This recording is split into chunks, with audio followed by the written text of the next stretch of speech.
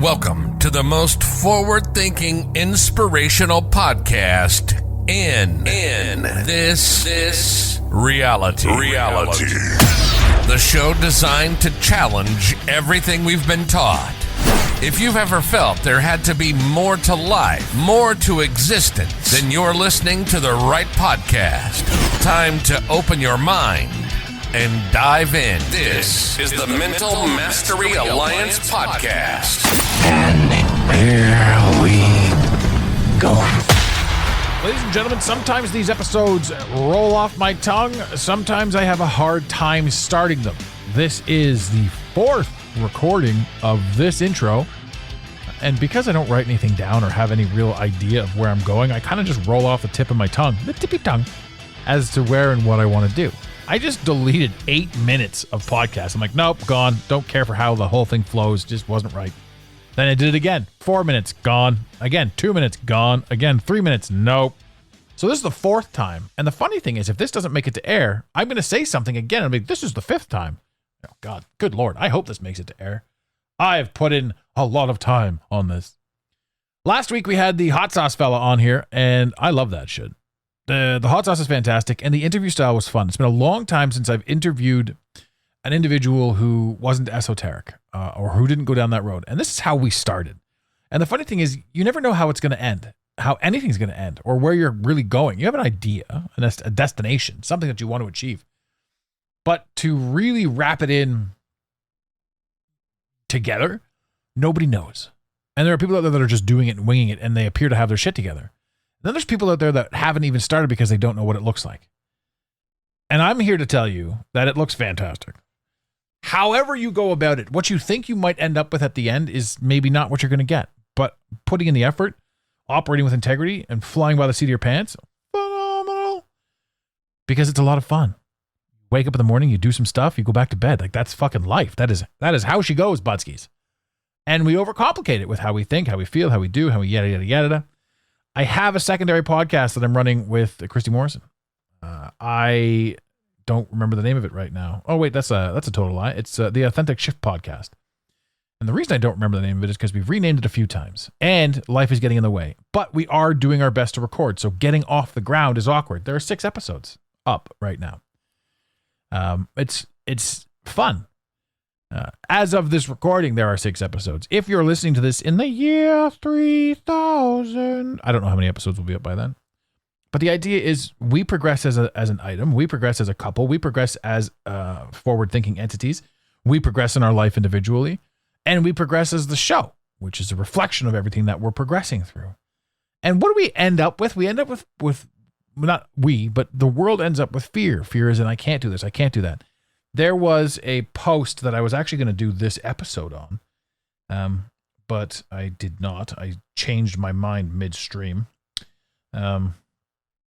But it was a caption that really caught my attention. It was David Hawkins, the Dr. David Hawkins, the dude that runs the energy stuff, Mr. Energy.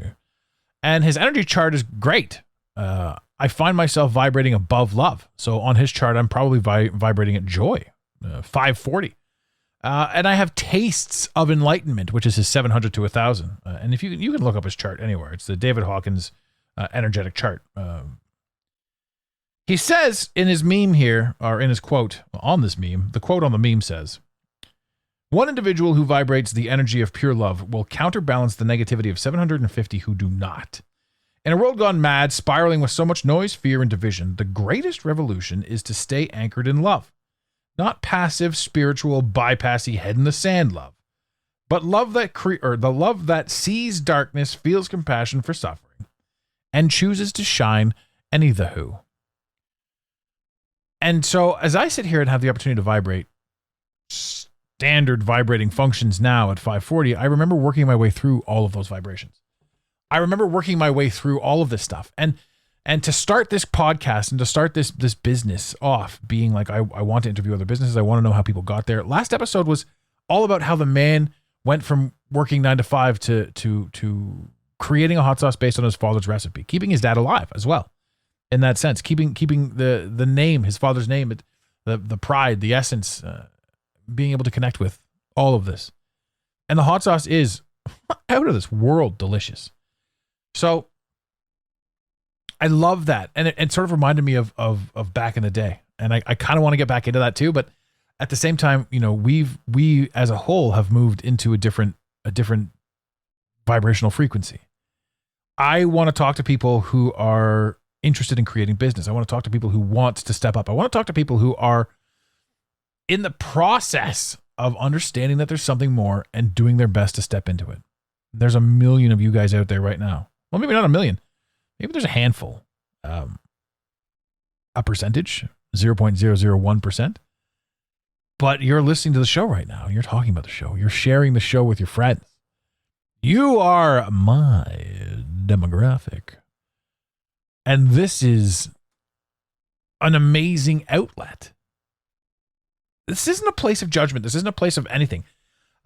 It's funny because I see a lot of people in this field and in this realm, and you see a lot of people shitting on you. I remember when I started this too, coming from lower vibrational frequencies, coming from spots. I mean, again, before I started this, I was a salesman, then a sales coach, then a small business coach, then a sales coach.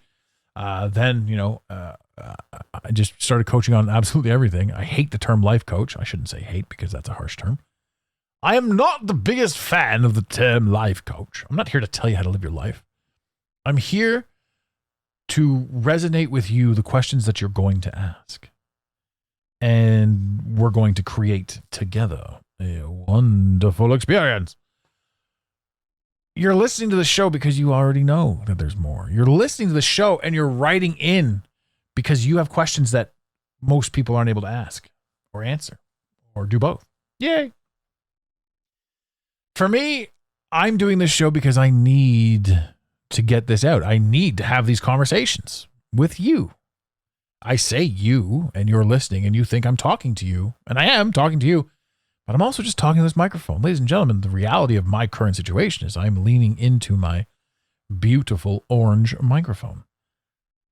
And this is the conversation I'm having. This is me just unloading thoughts inside my head as I scan areas to talk about. There's nothing written down. None of my shows are pre-planned. I just turn the thing on and hope to hell it works. And 335 episodes in, it seems to be okay. They say if you don't have structure, if you don't have an idea, if you don't have something, don't get started. I disagree. Because it's on that path, on that journey that you do find what it is that you want to do. There's a lot I disagree with. Am I a recovering addict? That's a mentality state, right? Low vibrational stuff. Yes. Yeah. I was heavily into the drugs and into the drinking way back in the day. When I thought I had my shit together. And this is a recurring theme. A lot of addicts literally have their shit together. They don't worry about money. They've always got the bottle to drink or the bag in their pocket.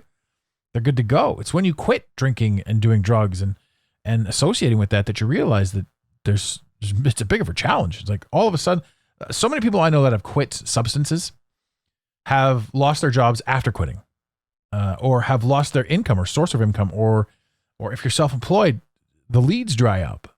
And it's a strange thing because you realize in your life, in your journey, that you're here to have experiences, to understand and to grow and to confirm what you're doing.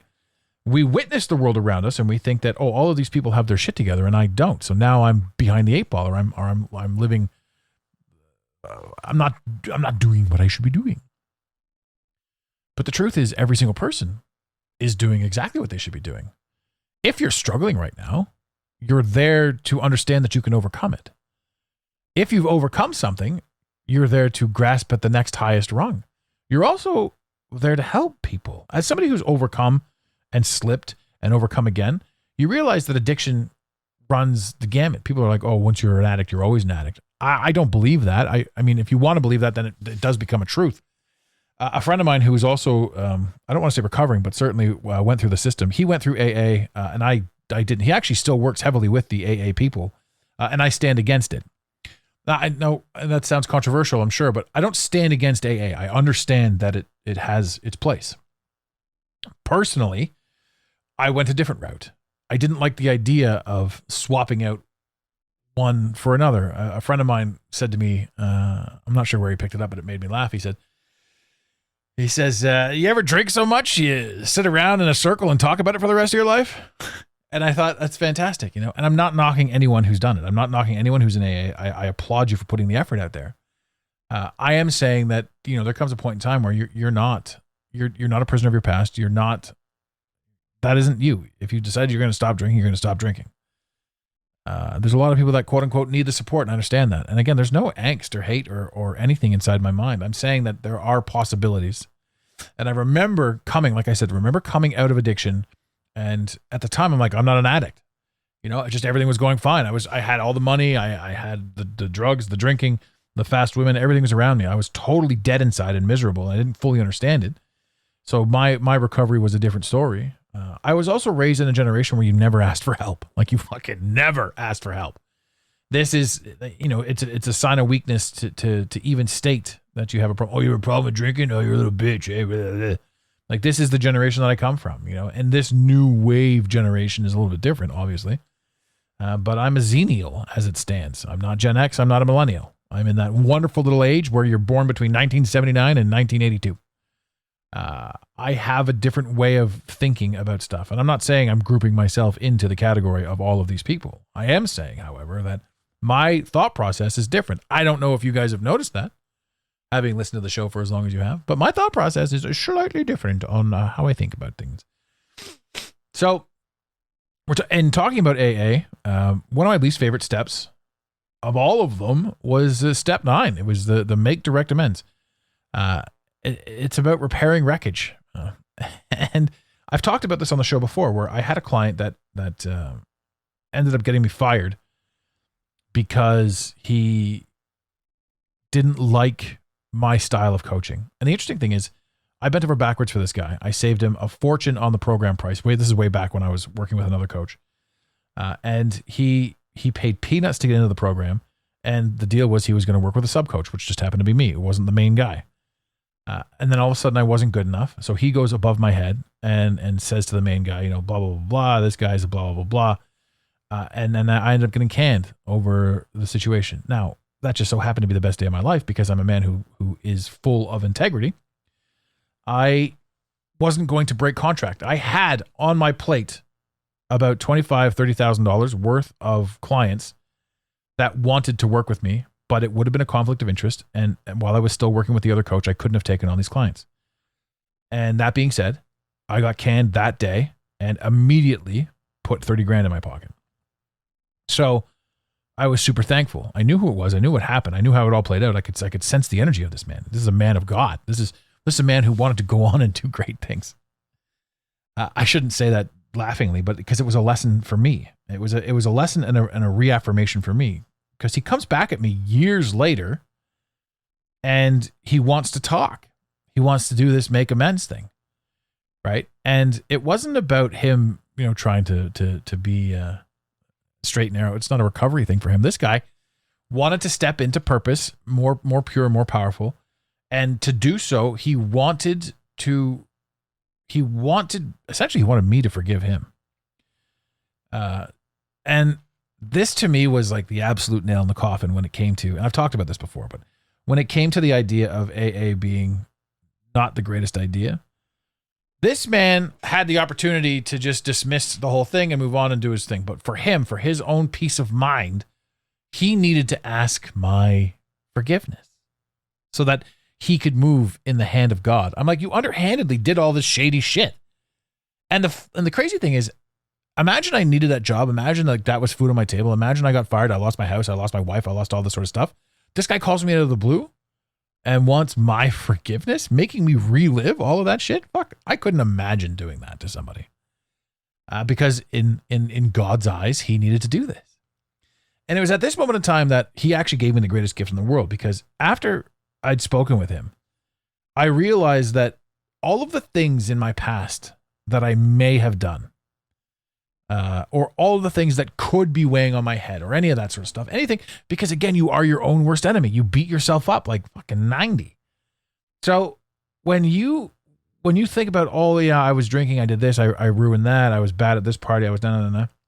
For you to go back and apologize to any of those people because it's going to make you feel better or ask forgiveness or what have you, I think it's absolutely absurd. And again, I've said this too. If I've wronged anybody in my past and they need to talk to me about it, please, by all means, reach out to me. I'm 100% here for that. But I'm not going to go out of my way to make anybody relive any of my drunken debauchery. if that's the case. I don't think it is at this point, but I'm just saying that's the stance.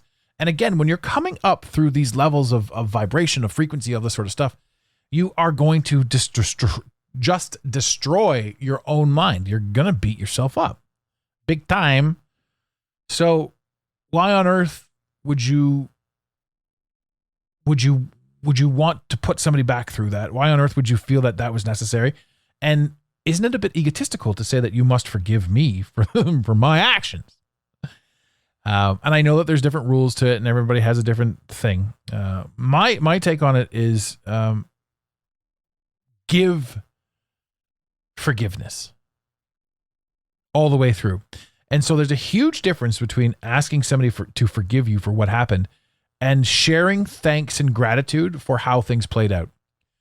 Because once you start going through the system and once you start elevating your own frequencies, vibrational frequencies, mindset frequencies, once you start elevating that, you realize that everything is happening for you.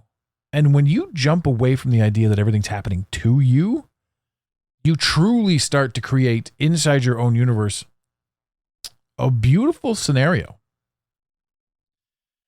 Because you no longer hold pain towards people. You no longer hold anything over your own head. Because you're like, okay, well, this happened so that I could see this and do this and be that.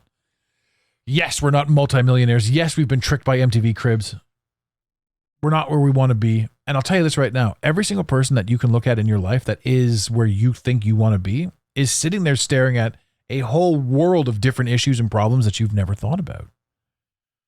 So as we sit here and we talk and contemplate how it is that we're going to do what we're going to do, how we're going to move forward, what our progression truly is, what the world looks like, understand that we're experiencing that which we came here to experience. We're having that energetic / esoteric experience. We've been told a certain thing when we got here, but absolutely everything is falling apart. All of the truths that we believe to be anything are legitimately falling apart. They don't make any sense. So much shit doesn't make any sense. I'm seeing people now too with regards to frequencies and elevations, all this stuff. I'm seeing people come to the realization that like war is absurd, right? It's a matter of time. There's so many people so racked up in debt right now. It's massive. It's everywhere. It's not just you. And what are we in debt to? We're in debt to the government, taxes, this, that, and the other thing. A fucking loaf of bread costs $8. Inflation's through the roof. This is all intentional. It's the destruction of the middle class, but it's not a terrible thing. It's to show you that money's absurd. It's to show you that the fear that they've created is absurd. It's to show you that everything's absurd. We're over here talking about war, murder, right? Which is totally illegal. Unless, of course, your government asks you to do it. Go kill those people over there. Fuck them. It's absurd. And then what do? We're like, oh, well, they're a threat to us and to our democracy. Fuck, man. You turn off the television and you ignore any ounce of influence from any media anywhere, you're living an entirely different life. Right? Now you're pulling in knowledge from trees, as weird as that sounds. Every ounce of everything that you've ever known is creating how you're choosing to think. This is where the breakdown comes from. The anxiety, the depression, all that stuff. It's all a fucking lie. The best way I can describe anxiety and depression is you personally becoming aware that you do not fit into the world that's delivered to you. And then once you start changing that and start creating the world around you the way you want it, that depression, that anxiety goes away. You're not meant to fit in here. You're not meant to absorb all of the hate. And some of us do. Some of us empaths really fucking do. We absorb the hate. We absorb the fear. We constantly think about what other people are thinking of us. We worry about what we say. We worry about how we're perceived. We spend so much time thinking about what other people think of us, only to realize that nobody's thinking about you. Is ridiculous. And if you think about how you think about other people, if we're talking about think about. Right? I think about my mom. I think about my sister. I think about my girlfriend. I think about my buddies. And I think my buddies are jackasses. I think that guy over there is an asshole. If I don't know you and I'm like, that guy's an asshole, what do I know? I know that I've been an asshole. I know that people have called me an asshole, but I don't act like an asshole. I mean, I do sometimes. But you see people online. One of these ladies that is an esoteric coach, I'd be interested to have her on the show too. She says, one of the reasons I don't work with men, and then she goes to show a bunch of clips of what like men are in her comments or DMs. And I'm like, who the fuck are these people that have the audacity to say some dumb shit to you? What is wrong with these people? And now the weird thing is I remember being there. I remember being the asshole that was so utterly miserable with my own life. I had to shit on anyone doing anything. I remember that. And it was weird because I had a lot back then too. So it almost like it gave me a sense of pride. You know, when I was fully locked into the third dimension, like I've got this, I've got that, I've got a leg to stand on so I can chirp you. When you draw all that back and you pull all that away, you're like, holy fuck. You know, I was just such a scumbag. I hated myself so fucking much that this is how I chose to interact with the world. And I'll tell you this right now. I will never interact with, I will never make you feel bad for the sake of making you feel bad. I will never shoot hate out of my mouth again. I'll shoot comedy out of my mouth. And then people will say, well, well, what if he thought it was funny? No, there's some stuff out there that is like, it's not funny. But you know what? And again, in the world of free speech, maybe it is funny. Maybe it's funny to you, but that's a low vibe. And when you step out of low vibe hate speech, I don't mean hate speech as in fucking, you know, the way they've got it described. I mean, hate speech is in I hate myself and I'm going to radiate on you that hate. Again, the universe, everything that's handed to us. The lies of media left, right, and center to create a narrative. Look at the wars going on right now. You're forced to watch TV and choose a side. Well, who's in control of telling the story? And why on earth is this the story that we're telling? And who on earth is fighting? If somebody comes up to me and says, hey, give me that, I say no. And if they've got a gun, you know, but that's weird. That's weird. And that's not something that we focus on. But I'm sure it exists. But in this reality in North America, as I sit here right now, we've got our own massive problems that aren't being addressed. And what is the media focusing on? I saw some guy doing a clip talking to college kids about how minorities are misrepresented and blah, blah, blah, and how they're saying it's an absolute atrocity. And then the guy follows up with saying, okay, well, would you give up your spot at UCLA for this person who is an underrepresented minority? To which they all said, well, I'm not going to give up my spot. Right. So even those who are running their mouths and creating the narrative and chirping and doing all this sort of stuff and running with the narrative and trying to be overtly anything have basically become the bullies. And when push comes to shove, they're not willing to step up or do anything. So we live in a world where everyone's complaining about stuff because there's nothing real to complain about. Yet there's a million real things to complain about. I feel like I've gone on a tangent here. All I'm saying is in this world, in this reality, you have the opportunity to focus on what it is that you need to focus on. And in doing so, you create your life. And if there's anything in your life that you don't like, turn your head away. Some people will say that's just burying your hand. That's the ostrich approach. It is not. It is not. We blindly embrace that which they've offered to us. And we think this is life. But it's not. You are in control of what you choose to focus on. You don't want to focus on war? Move into the mountains. Right? There's no more talk about war. There's no more talk about taxes. There's no more talk about stress this, stress that. And then somebody will say, well, I can't do this. I can't do that because of this, that, and the other thing. Okay, cool. I'm not talking to you. I'm talking to anybody who has decided that they're no longer a victim of their own bullshit. They're no longer a victim of external circumstance. And it's not about dismissing things or being aggressive towards things one way or the other. It's about simply accepting that you're having an experience and that you have the ability to control and do what it is that you need to do, which is really cool. So I don't know what take this was. I think it was 4, thankfully. But yeah, we knocked this one out. Life changes when you begin to live in gratitude for you. And that's massive. Remember, the world wants to say things like, well, I can't, how can so-and-so in Syria live in gratitude? I'm not talking to so-and-so in Syria. I don't know what soul contract they signed. I don't know any of this stuff. I'm talking directly to you. And in doing so, I'm creating a life for me. And with that life, I'm going to do my absolute best to make sure that anyone who wants to speak or has a voice or has a desire gets the opportunity to do so. Because we're going to sit around and take it, or we're going to speak on it and make change. We were gifted before we got here total and utter abundance. And with that,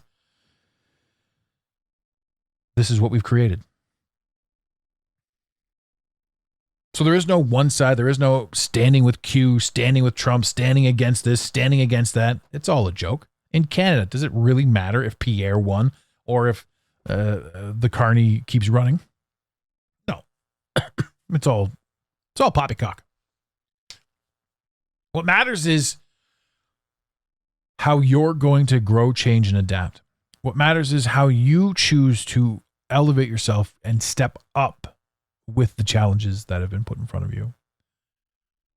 And understand that every challenge overcome, which is something that you've done your entire life. Up until this moment in time, you have overcome every single challenge.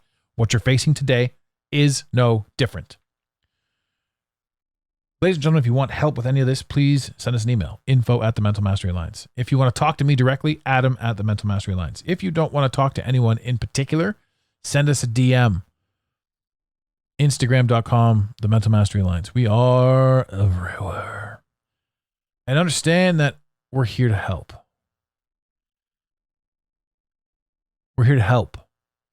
We're here to help us become better versions of us.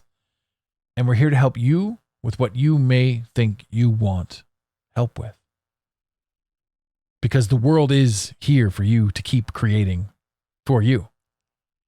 And the whole game changes the higher you step into your frequencies. I can't wait to taste pure enlightenment. Ladies and gentlemen, in the infamous words of Red Green, keep your stick on the ice. We really hope you enjoyed this episode of the Mental Mastery Alliance podcast. Stay connected with us directly through the mentalmasteryalliance.com. You can also join the discussion on Instagram at instagram.com/the Mental Mastery Alliance. Let the team know you're listening by using the hashtag TMMA or tagging us at the Mental Mastery Alliance. To have your voice heard on the show, leave a voicemail or send a text to 647-338-1265. Long distance charges may apply. If you love us, leave us a review. If you hate us, you spend your time in weird ways, but also leave a review. Every review on iTunes tickles the algorithm, helping us grow.